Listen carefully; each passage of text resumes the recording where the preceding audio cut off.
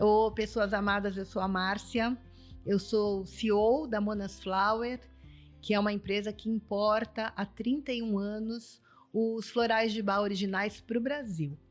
Eu entrei na empresa há 15 anos, mas eu quero que primeiro vocês entendam o que existe por trás da empresa, né?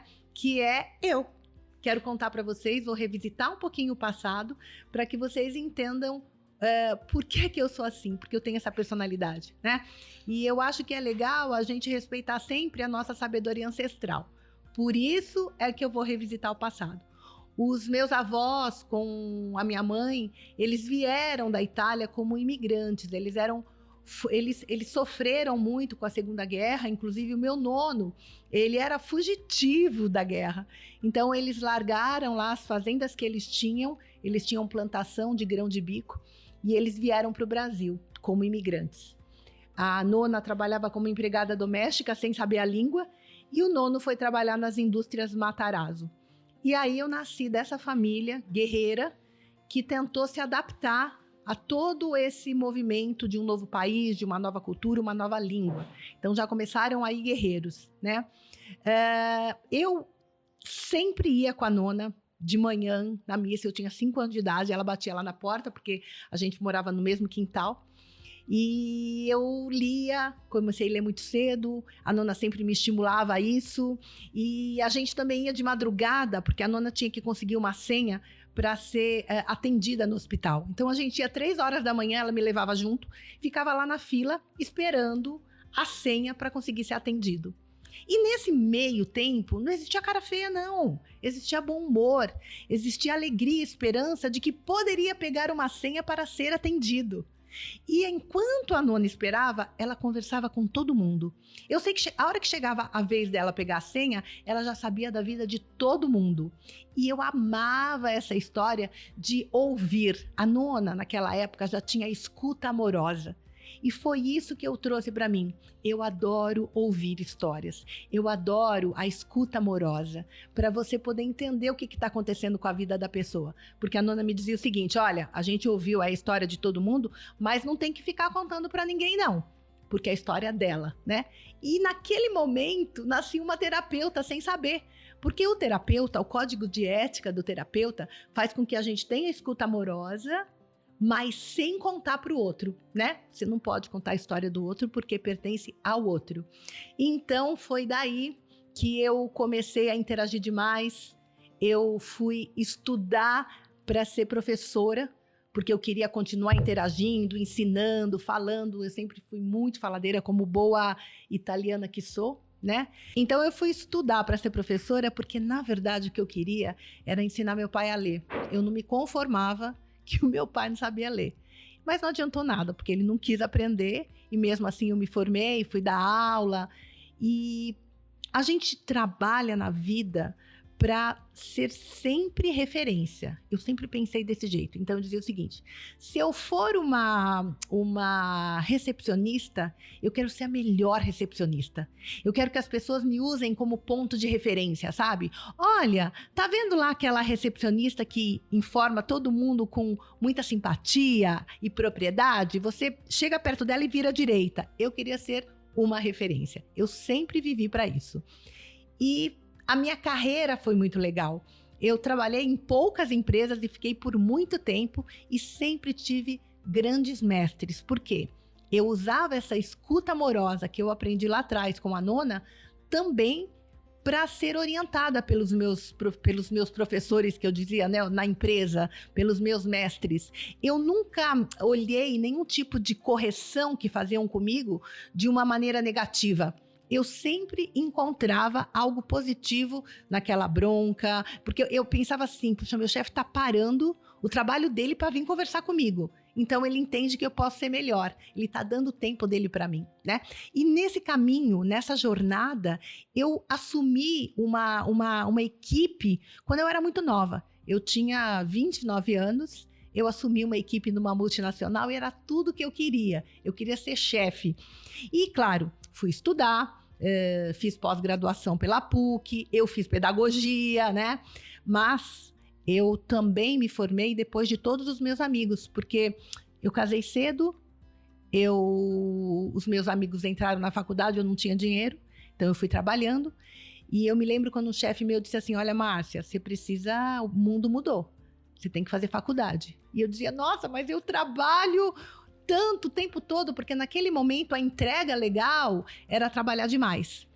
Mas aquele mesmo chefe que me abriu o caminho, que mostrou para mim, porque eu tive uma escuta amorosa, que eu tinha que me virar porque o mundo ia mudar, ele me ajudou muito. E anos depois, aquele mesmo chefe me prejudicou, que num outro momento eu conto para vocês, com assédio, que naquele momento, na época de 80, eu não sabia o que era assédio, e eu perdi o emprego por causa disso, porque eu disse não.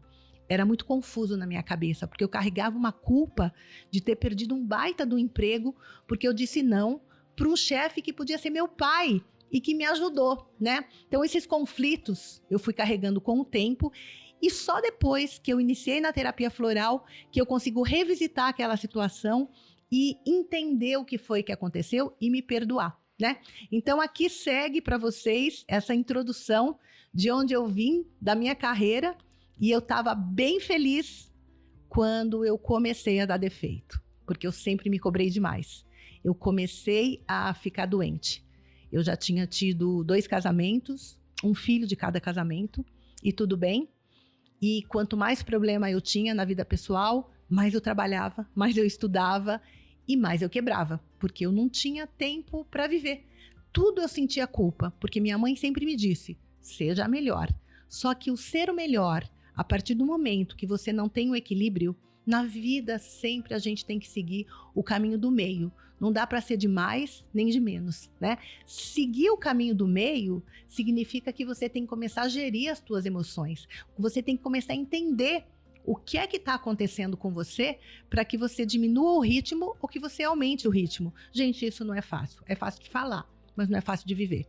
E quando eu entendi que eu já não estava mais dando conta de muitas coisas, foi quando apareceu uma empresa no interior de São Paulo, a Monas, que precisava do conhecimento que eu tinha, da minha carreira toda, que eu dediquei para tantas empresas durante a minha vida. Essa empresa era para mim uma grande oportunidade de negócios, aonde eu poderia colocar a minha experiência de vendas, marketing, de relacionamento, né? Então foi aí, em 2008, que eu entrei na sociedade da Monas, uma empresa que já existia aí há quase 20 anos. Enquanto isso, em 91, a Monas era uma empresa familiar que foi dada de uma irmã para um irmão.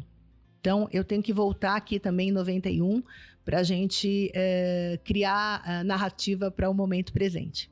A Carmen Monari, que é médica homeopata, ela também entrou no momento de busca interior e ela foi para a Inglaterra. Ela, como homeopata, ela se identificou com a história de um médico inglês da década de 30, o Dr. Bach, que também era homeopata, bacteriologista, e ambos seguiam Hahnemann, que é o pai da homeopatia, né? E ela foi entender por que o Bach, esse médico tão famoso na Inglaterra na década de 30, abandonou tudo para estudar as plantas. E a Carmen se encantou com o Dr. Bach, com a história do Dr. Bach, com a terapia floral, que eu vou contar para vocês num outro momento, e ela trouxe a terapia floral para o Brasil.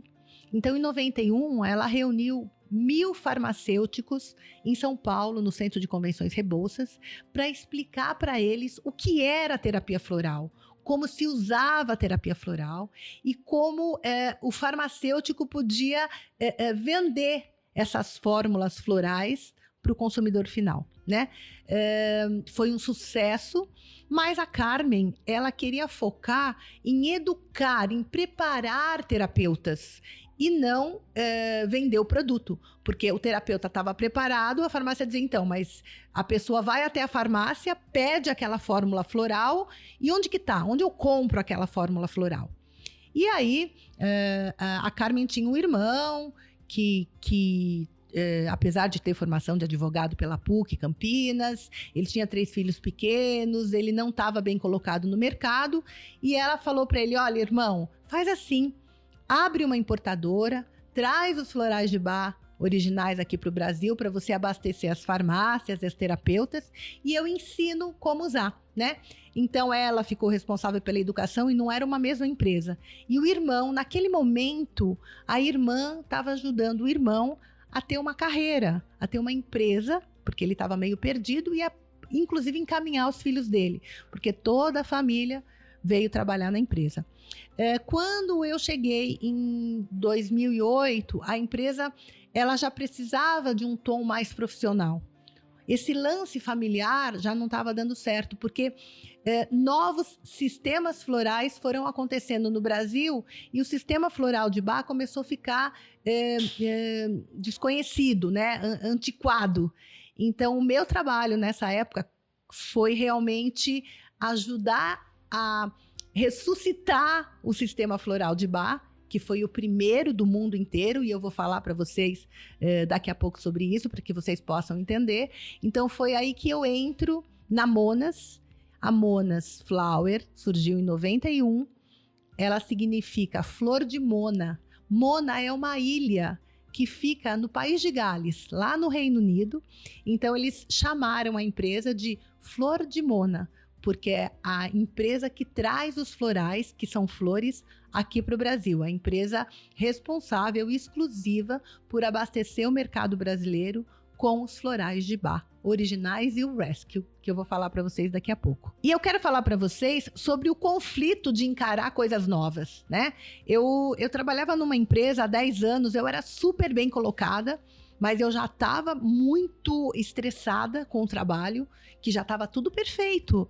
E aí eu resolvi entrar na sociedade da Monas, porque eu tinha um excesso de autoconfiança tão grande e sempre gostei de desafios que eu dizia, essa empresa é para mim. Só que nem eu conhecia direito o produto, né? Foi quando eu pedi as contas e meu chefe achou que eu era louca. Ele disse, você está super bem, você está aqui na tua zona de conforto, você vai para uma empresa que você sabe que ela é pequenininha e que você tem que fazer um trabalho gigantesco e como assim, né? E eu falei, então, eu tô seguindo a minha intuição, tô seguindo meu coração. E foi uma loucura. E eu digo para vocês, acreditem nos loucos. Os loucos é que transformam. Porque ninguém acreditava em mim. Nem mesmo eu acho. Claro que eu ainda fiquei 6 meses, eu sou filha de pedreiro, analfabeto. Por melhor que meu pai fosse, com 40 anos ele não estava mais colocado no mercado, porque ele dizia que o mercado tinha um pedaço de papel que tinha que assinar para entregar a obra, e se não entregasse naquele prazo, ele ia perder a casa, que nada mais é, né, que o mercado mudando, e as pessoas tinham que entregar a obra com prazo, e o meu pai só tinha aquela casa dele. Se ele perdesse a única coisa que ele tinha, e ele sabia de todas as dificuldades para fazer o servente entregar a obra no prazo, e ele ficou com medo. Enfim, o meu pai não estava mais posicionado no mercado, eu era bem nova para ajudar em casa, né? Então eu tinha medo de não ter dinheiro, sabe? Então eu trouxe isso para quando eu fiquei mais velha, de precisar sempre do salário todo mês. E mesmo assim, eu rompi com tudo isso, pedi as contas e fui assumir uma empresa que praticamente estava bambeando aí, né? Ela estava totalmente ultrapassada e eu não sei porque eu fiz isso. Vou ser bem sincera para vocês, não sei. Uma empresa no interior de São Paulo, né? Eu paulistana. Mesmo assim, eu dava aula à noite na faculdade e eu lembro que um dos professores falou, o quê? Você pediu as contas lá daquela empresa? Não, vou te contratar, você vai me dar consultoria. E eu lembro que eu falei um valor absurdo de salário e ele falou, eu pago, mas não posso todos os dias, eu pago do mesmo jeito. E eu ainda fiz consultoria por 6 meses e lá eu conheci a Hébia, que é meu braço direito, né? Ela era vendedora por telefone, linda, maravilhosa sempre. E eu fiquei 6 meses nessa empresa, fiz um trabalho lá com eles. Em paralelo, eu tinha assumido a Monas. E eu confesso a vocês que eu chorei. Chorei muito, de arrependimento de ter largado toda aquela minha zona de conforto, porque foi um desafio muito grande. O material humano era diferente do que eu conhecia, eu tinha que reestruturar muito, muito além do que a área comercial, marketing, relações. Na época a gente falava com os Estados Unidos e não com a Inglaterra, que é de onde vem os florais, a Inglaterra, mas a Inglaterra não queria conversar com o Brasil, então ela mandava os Estados Unidos, que era a filial deles, falar com a gente. E esse desafio todo me seduzia muito, mas eu sentia saudade do meu porto seguro. E eu fiquei muito tempo, sonhava e dizia, gente, o que será que eu fiz, né? Porque a gente tem aquele gosto de... Não dá para dizer que quem muda, a ruptura é super legal, sabe? Aquele casamento já acabou e tudo bem, já separamos mesmo, agora vamos só separar de casa. Gente, é difícil. A ruptura é muito difícil, para qualquer situação, tá? Para mim foi também. Mesmo eu, que nunca tive medo de ir, mas tinha as preocupações de contas e tudo mais. Enfim, deu tudo certo, porque eu fui pegando o jeito, comecei a viajar muito, tive a oportunidade de ir para fora muitas vezes, negociar com o pessoal de outros países. Isso para mim era encantador. O que eu aprendi foi incrível. E eu também vi que eu podia ir além, né? Que eu ia conseguir, mesmo com medo, porque o medo faz parte da nossa vida. O que não dá é para você deixar de fazer porque você está com muito medo. Existe o medo e existe a intuição. Eu trabalho muito nesse equilíbrio, ouvindo a minha intuição e controlando o meu medo, tá? Quando isso sai do controle, quando eu não consigo ouvir a minha intuição e quando eu não controlo o meu medo, é porque eu sei que eu tô desarmonizada. É aí que eu tomo floral, mas eu vou falar disso depois, né? E aí, quando eu assumi essa empresa de vez, que eu entendi que era aqui o meu lugar, a minha vida mudou. Montei meu time e aí eu vou falar para vocês um pouquinho do que a gente entrega enquanto empresa, tá? O que tem por trás de tudo isso. Então, pessoas amadas, eu encerro agora esse episódio e encontro vocês nos próximos, aonde eu vou abordar empreendedorismo, frustrações, emoções, dores, vida pessoais, abusos, enfim, a gente tem muita coisa para falar. Siga a gente nas redes sociais, @Florais e Aromas.